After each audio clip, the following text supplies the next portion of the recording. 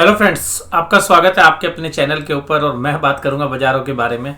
और बाज़ारों में आज की जो चर्चा है वो विशेष रूप से कुछ मुद्दों पर निर्भर करती है। सबसे पहला मुद्दा कि जो रशिया और यूक्रेन के बीच में युद्ध चल रहा है वो शायद अब थोड़ा सा सुलह की तरफ बढ़ता हुआ नज़र आ रहा है, जिसकी वजह से क्रूड ऑयल के प्राइस भी सॉफ्ट हो गए और $100 के नीचे आज दिन में जो है डॉलर के अंदर अगर हम बात करें तो $100 के नीचे क्रूड ऑयल काम करता हुआ नजर आया। ब्रेंट क्रूड की बात मैं स्पेशली कर रहा हूँ।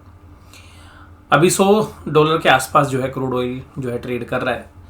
इसके अलावा यूएस के बाज़ारों में बहुत अच्छी तेज़ी है। कल की गिरावट के बाद आज हम फिर दोबारा से खड़े हुए और एक कंसोलिडेशन जो हम मान रहे थे कि भाई ऊपर नीचे होगा वो हो चुका है। अब देखिएगा, जहाँ पर एक रेजिस्टेंस मिल रहा था उस रेजिस्टेंस के ऊपर बाजार बंद हुए। तो अगर हम टेक्निकली देखें तो एक रेजिस्टेंस को पार करके बाजार बंद हुए और हमें उम्मीद नहीं थी कि शायद इस रेजिस्टेंस को इतनी जल्दी पार कर लेगा। जैसे कल मैंने आपके साथ चर्चा की थी, जब तक 900 के पार करने के बाद अगर आधा एक घंटा काम करता है तो ही बाजार में एक अच्छी तेजी आप देख सकते हैं। तो ये सब जो कमाल हुआ ये लास्ट के आज एक घंटे के दौरान हुआ। तो ये जो पूरा एपिसोड है उन सब में जो अगर आपको विशेष ध्यान रखना है वो रखना है फेडरल रिजर्व के ऊपर। फेडरल रिजर्व की आज जो है अनाउंसमेंट आएगी रेट ऑफ इंटरेस्ट के मामले में, और बाजार ये मान के बैठा है कि 25 बेसिक पॉइंट की जो है रेट ऑफ इंटरेस्ट यूएस बाज़ारों में बढ़ेंगे। और अगर ऐसा होता है तो शायद बाजार इसको ऑलरेडी डिस्काउंट कर चुका है, जिसकी वजह से आप ये मान सकते हैं कि 400 पॉइंट की जो तेज़ी है वो डाउ जोन्स में अभी बनी हुई है। हमारा जो सिंगापुर निफ्टी है वो भी तकरीबन 250 पॉइंट से ज़्यादा की तेज़ी जो है दिखा रहा है।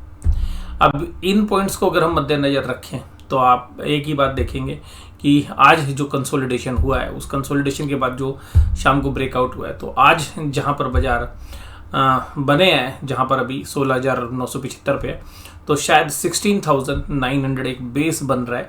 और कल ऑप्शन की एक्सपायरी भी है, तो शॉर्ट कवरिंग भी जो है बाजार में देखी जा सकती है। इस बात की भी संभावना हम मान सकते हैं, लेकिन फंडामेंटली कुछ विशेष चेंज नहीं हुआ है। बाजार ओवरसोल्ड थे, बीच में कंसोलिडेट हुए। हमें उम्मीद थी कि थोड़ा और कंसोलिडेट करने चाहिए थे बाजार एक अच्छी तेजी के लिए। अब जिस तरीके से बाजार ऊपर की तरफ बढ़ रहे हैं तो इस पे एक ही डाउट है कि बाजार तेजी से बढ़ रहे हैं, उसी तेजी से वापस आएंगे जैसे जिस तेजी से बाजार गिरे थे, क्योंकि बाजार गिरते वक्त भी बहुत जल्दबाजी में थे और अब चलते वक्त भी बहुत जल्दबाजी में। तो इस तरीके की जब बाजार चलते हैं तो बाजार के अंदर मैच्योरिटी की कमी जो है नज़र आती है। तो बाजार में ऐसे वोलेटाइल मूव्स हो गए हैं जो वास्तव में मशीन ट्रेड्स की वजह से ज़्यादा हो रहे हैं। और इस तरीके की जो मूवमेंट्स हैं वो आप जो है पिछले 2-3 दिन में देख रहे हैं, बल्कि पिछले 15 दिन से ही देख रहे हैं जब से युद्ध हुए। यानी कि गैप डाउन होता है, बहुत ज़्यादा कट लग जाता है, बाजार ऊपर चलते हैं, शॉर्ट कवरिंग होती है तो वो उतनी ही तेज़ी से ऊपर आ रहे हैं।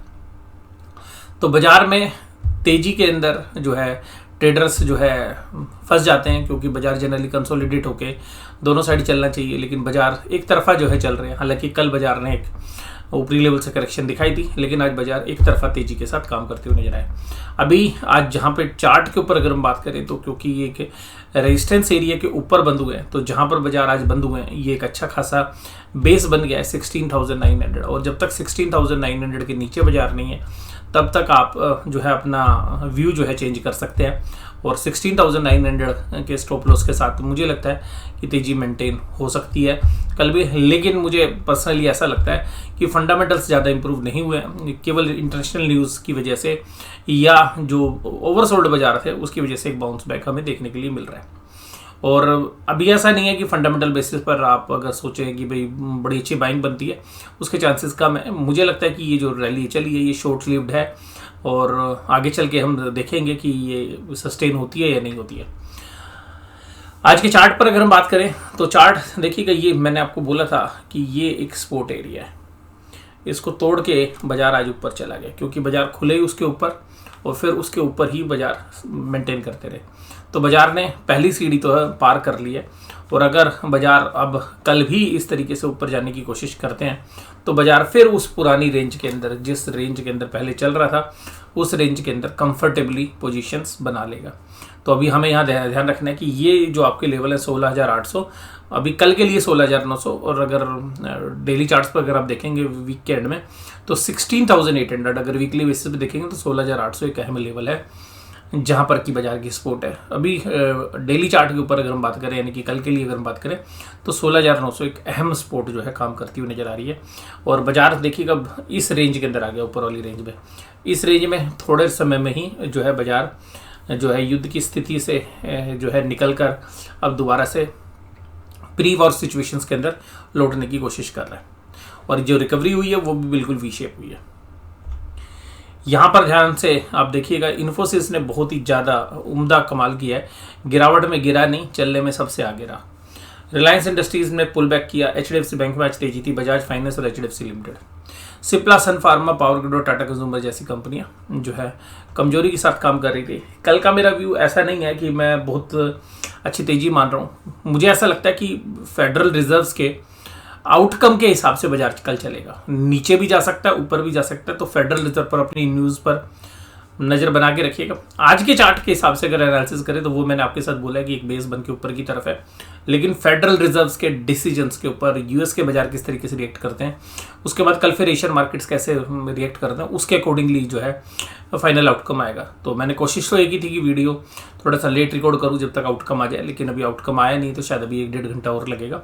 एडवांस डिक्लाइन रेशियो आज जो है चांद के ऊपर थे, और ये एक सबसे खास बात थी कि आज कॉन्फिडेंस बाजार का था। और निफ्टी के अंदर भी केवल 3 शेयर थे जो मामूली से रेड थे, बाकी सब तेजी के अंदर थे। और अल्ट्राटेक, एक्सिस, क्योंकि मैंने आपको बोला था कि चाहे वो सीमेंट कंपनीज़ हैं, चाहे वो पेंट कंपनीज़ हैं, चाहे वो ऑटोमोबाइल्स हैं, चाहे बैंक्स हैं, सबके ऊपर क्रूड ऑयल का असर पड़ता है। तो क्रूड ऑयल थोड़ा सा सॉफ्ट हुआ और सब ने तेजी की जो है फुंकार जो है भर दी। Axis bank, IndusInd bank, Shree cement, Bajaj auto, Infosys, सब में तेजी थी। इवन टाटा मोटर्स के अंदर जो है 2 दिन पहले एक सब्सक्राइबर ने कमेंट किया होता, सर टाटा मोटर्स कब चलेगा अगर क्रूड ऑयल के प्राइस, तो कल भी चला था, आज भी चला है, तो उनको थोड़ा सा सुकून मिल गया होगा जिनके पास टाटा मोटर का शेयर है। बेटेरी इंडस्ट्रीज, टाटा स्टील और ग्रासिम जैसी कंपनियां भी तेजी के साथ काम करी थी।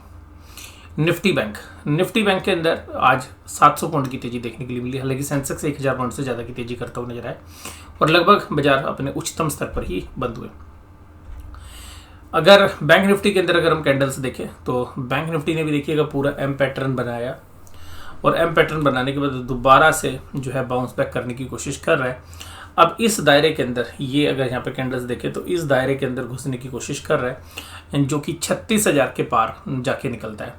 तो यहाँ पर जो रेजिस्टेंस है वो आपको, अगर कल की कैंडल को अगर हम देखें तो ये 36,300 के आसपास एक रेजिस्टेंस जो है कल आप बाजार जो है फेस कर सकता है, 36,300, 36,400 पे ऊपर की तरफ। अगर निचले लेवल्स पे देखो, क्योंकि होगी ऑप्शंस की एक्सपायरी, और मैं आपको बोल ही रहा हूँ फेडरल रिजर्व्स के आउटकम की वजह से, और देखिएगा स्टीप जो है राइज बाजार ने दिखाया है, तो यहाँ पर एक पोज आना चाहिए इस लेवल के बाद, क्योंकि अगर वी के अगर हम शुरुआत भी करें तो वी रैली जो है 36,200, 36,300 पे जो है वी रिकवरी जो है 36,200, 36,300 के आसपास बनती है, तो शायद वहाँ पर एक रेजिस्टेंस हमें लगता है कि देखने के लिए मिलना चाहिए। HDFC bank, axis bank, ICICI bank, SBI सब तेजी में थे। और अगर निचले लेवल्स में मैं बात करूं तो देखिएगा बाजार के ऊपर जो मेजर सपोर्ट है वो 35,000 के ऊपर ही है, बीच में कोई सपोर्ट नहीं है। एक माइनर सपोर्ट है 35,500 में, अगर बाजार में कल वोलेटिलिटी बनती है फेडरल रिजर्व्स की न्यूज़ की वजह से। ऊपर के लेवल्स पर आप देखेंगे तो 36,300 का अहम रेजिस्टेंस बनेगी, 36,300, 36,400। न्यूज़ के ऊपर जो मैं आपको बताऊँ फेडरल की जो न्यूज़ है उसके हिसाब से कल बाजार रिएक्ट करते हुए नजर आएंगे। बाजार ने अच्छी रिकवरी दे दी है, लेकिन बाजार ऊपर की तरफ जो है एक पोज कर सकते हैं ऊपरी लेवल्स पर जाके। आज सभी के सभी बैंक तेजी के साथ थे, पंजाब नेशनल बैंक को छोड़ के। आज फेडरल बैंक 5% की तेजी के साथ काम कर रहा था, बंधन bank 4.5%, axis bank 3.68, IndusInd bank 3.57।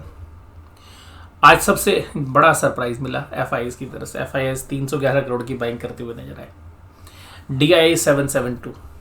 तो जब दोनों अगर बाइंग करेंगे तो फिर बाजार को कौन गिरा सकता है। इंडेक्स के अंदर भी बाइंग 1822 करोड़ की, इंडेक्स की ऑप्शंस में बाइंग 4000 करोड़ की, 1314 करोड़ की स्टॉक फ्यूचर्स में बाइंग, स्टॉक ऑप्शन से बाइंग, चारों तरफ बाइंग ही बाइंग। एफआईएस के इतने मजबूत डाटा आपको बहुत दिनों बाद देखने के लिए मिले, तो शायद यही रीज़न भी रहा कि जो बाजार ने पुल बैक किया। और मैं 2-3 दिन से बोल रहा था कि पुट राइटर्स अब थोड़े से कॉन्फिडेंस दिखा रहे हैं, और बैंक निफ्टी में पुट राइटर्स अब थोड़े से एग्रेसिव हो रहे हैं, और पुट जो है 1 के आसपास है। बैंक निफ्टी के अंदर अगर आप देखेंगे तो पुट राइटिंग थोड़ी सी ज़्यादा हो रही है 1.48 के पास। अगर थोड़ी सी और बढ़ती है तो ध्यान रखिएगा कि वहाँ पर एक करेक्शन आने के चांसेस रहते हैं।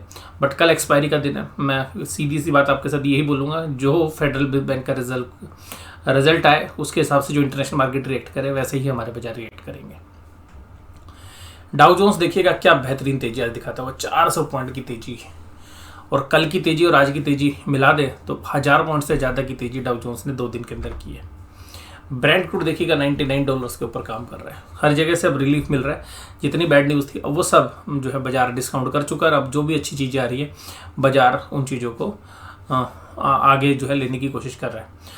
अगर ओपन इंटरेस्ट के मामले में बात करें देखिएगा 17,000 पे एक हाईएस्ट ओपन इंटरेस्ट है, 1,04,000, लेकिन ध्यान रखिएगा अनवाइंडिंग हो गई। इसका मतलब स्मार्ट प्लेयर्स ने अपनी कॉल हटा ली, भैया कहीं गैप अप ओपनिंग ना हो जाए, तो थोड़ा सा डर गए कॉल राइटर्स। लेकिन अभी भी 17,000 पर 1,04,000 कॉन्ट्रैक्ट लिखे गए हैं, तो बाजार शायद रोकने की कोशिश करे 17,000 को, लेकिन 1,04,000 कॉन्ट्रैक्ट है, तो ये तो पक्का है कि बाजार जब अगर ऊपर जाएंगे भी, गैप अप भी खुलते हैं तो सेलिंग प्रेशर जरूर जो है देखेंगे, क्योंकि ऑप्शंस की एक्सपायरी 17,000 से नीचे कराने की कोशिश की जाएगी, क्योंकि ऑप्शंस जो है जबरदस्त तरीके से कॉल राइटिंग जो है 1 लाख कॉन्ट्रैक्ट्स की हो रखी है। अगर उसके बाद अगर कोई ओपन इंटरेस्ट है तो 17,400 पे है, जहाँ पर 1,06,000 कॉन्ट्रैक्ट्स हैं। अगर नीचे की तरफ देखें तो पुट राइटिंग इतनी ज़बरदस्त नहीं है, जो पुट राइटिंग जहाँ पर भी है वो 16,800 पे है, जो हमारे हिसाब से सपोर्ट भी है, जहाँ पर आज राइटिंग हुई। दूसरा 16,900 के ऊपर जो मैं आज बेस बता रहा हूँ आपको 16,900 का इंटरडे पे बेस, और 71,000 टोटल कॉन्ट्रैक्ट्स यहाँ पे लिखे गए हैं। तो कल हो सकता है कि बाजार आपको गैप अप मिल जाए अगर आज के जो भी चल रहा है उसको देखें, बट मुझे लगता है कि ऊपरी लेवल पे सेलिंग आएगी, क्योंकि बाजार की 4-5 दिन की अगर रैली देखें तो जो 4-5 दिन से प्रॉफिट पे बैठे हुए जो ट्रेडर्स हैं वो क्या चाहेंगे कि भाई ऑप्शन की एक्सपायरी वाले दिन अपना प्रॉफिट बांध के अपने घर चले जाएं, लेकिन पॉजिटिव आ रहा है एफआईआईज के डेटा की वजह से। बैंक निफ्टी के अंदर देखिएगा कॉल राइटर्स आज बैकफुट पे थे। 36,000 की कॉल के अंदर भी अनवाइंडिंग होगी, 64,000 कॉन्ट्रैक्ट है। पुट के अंदर अगर हम बात करें तो पुट राइटिंग है 22,000 कॉन्ट्रैक्ट्स हैं 35,500 पे। इसके बाद पुट राइटिंग और है 35,000 के ऊपर 58,000 कॉन्ट्रैक्ट्स, लेकिन कॉल राइटिंग इतनी जबरदस्त नहीं है कि 36,000 के ऊपर बाजार कल एक बार जाने की कोशिश करे, फिर देखते हैं, वेट एंड वॉच। और जैसा मैंने बोला कि ऊपर जो है ऑप्शन राइट नहीं है ज़्यादा, कॉल राइटिंग जो भी है वो 36,000 पे, उसके बाद कॉल राइटर है ही नहीं। और अभी देखिएगा ऑप्शन के टोटल कॉन्ट्रैक्ट्स जो है कम बने हुए हैं जब से वॉर की सिचुएशन राइज हुई है उसके बाद से। और अभी जो है मुझे आज पर्सनली ऐसा लगता है कि आज जो भी कुछ होगा ऊपरी लेवल पर देखिएगा रेजिस्टेंस बनता है, क्योंकि जो बड़े ट्रेडर्स हैं वो प्रॉफिट बुक करने आएंगे। और वी शेप अगर निफ्टी में देखें तो वी शेप कंप्लीट हो चुका है, तो जैसे ही अगर बाजार ऊपर की तरफ जाएंगे तो एक सेलिंग प्रेशर जो है निफ्टी में सबसे पहले देखने के लिए मिले, शायद बैंक निफ्टी में थोड़ा बाद में देखने के लिए मिले, क्योंकि बैंक निफ्टी के जो वी शेप है उसमें भी थोड़ी सी कसर है। तो हो सकता है कि वो जो ऊपर जाए तो दोनों फिर इकट्ठा जो है, ये हो सकता है कि आपको फर्स्ट हाफ में थोड़ा सा निफ्टी सस्टेन करता हुआ नजर आए, लेकिन सेकेंड हाफ के अंदर हो सकता है कि आपको प्रॉफिट बुकिंग देखने के लिए मिले। और उसमें एक रीज़न और भी है कि उसके बाद 3 दिन की छुट्टी भी है, और लंबा वीकेंड होने की वजह से शायद लॉन्ग पोजीशन जो है बड़े ट्रेडर्स लेके जाना भी पसंद नहीं करेंगे, और जो अच्छे खासे प्रॉफिट्स में है वो शायद अपना प्रॉफिट काटते हुए नजर आएंगे।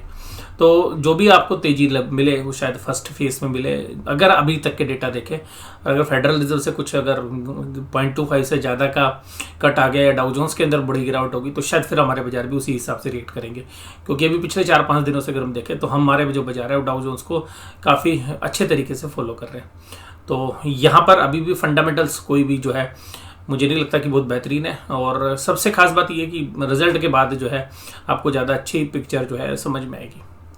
अगर आप बाज़ारों के अंदर भी जाएंगे, जैसे आप हार्डवेयर की दुकान पे जाएं, पेंट्स की दुकान पे जाएं या बाकी जगह पे जाएं, तो वहाँ बाज़ारों में एक चीज़ है कि प्राइस बहुत बढ़ गए हैं। और जब आप दुकानदारों से बात करोगे तो कहेंगे कि 2020 में जब कोविड हुआ था और जब लॉकडाउन खुला था तो उसके बाद जो तेज़ी थी वो तेज़ी तो हमने कभी देखी ही नहीं, यानी कि वो तेज़ी ऐसी थी जो कभी पहले भी नहीं थी। और 2020 के बाद जब लॉकडाउन खुला था तो लोगों ने जो रेनोवेशन पे पैसा खर्च किया, हार्डवेयर पे, पेंट पे, और वहाँ पे बहुत अच्छी जो है पिकअप जो है हमारी इकोनॉमी के अंदर भी आई थी, जो कि हमारी उम्मीदों से बहुत अच्छी थी। लेकिन अब वहीं पर वो दूसरी तरफ कहते हैं कि जो बाज़ार है उसमें सुस्ती है, नए ग्राहक नहीं है और जो पुराने काम है वही चल रहे हैं। और जो तेज़ी थी उसके अंदर एक कहीं ना कहीं रोक लगी है। तो इसलिए हमें लगता है कि शायद बाजार ने भी इसलिए ऊपरी लेवल से करेक्शन दी है और बाजार भी शायद मार्च के रिजल्ट का इंतजार करेगा। तो मार्च के जो रिजल्ट्स हैं वो अप्रैल के महीने में आएंगे, तो उनके ऊपर फोकस करने के बाद मुझे लगता है कि बहुत अच्छी कंपनियां जब 1 या 2 क्वार्टर के रिजल्ट अगर खराब आने की वजह से अच्छे वैल्यूशंस पर मिलेंगी तो शायद अच्छे पोर्टफोलियो में शेयर्स पिकअप करने का समय रहेगा। इसका मतलब ये नहीं है कि वो कंपनी हमेशा खराब करती रहेंगी, बट 1-2 क्वार्टर खराब होने की वजह से जो अच्छी कंपनियां हैं उनके प्राइस में भी करेक्शन आती है और लॉन्ग टर्म के अंदर पोर्टफोलियो बिल्ड करने का शायद उससे अच्छा समय आपको नहीं मिलेगा। तो रिजल्ट का इंतजार करिए। प्रेशर जो है इन्फ्लेशनरी हर जगह है और शायद वो रिजल्ट में भी इस बार इम्पैक्ट करेगा। तो अगर रिजल्ट खराब होने की वजह से अगर शेयर प्राइस में करेक्शन होती है तो आप अच्छे बेहतरीन शेयर्स जो हैं अपने पोर्टफोलियो में उस समय पर चुन सकते हैं। आज की ये वीडियो मैं यहीं पर समाप्त करता हूँ। वीडियो देखने के लिए धन्यवाद। Thank you very much.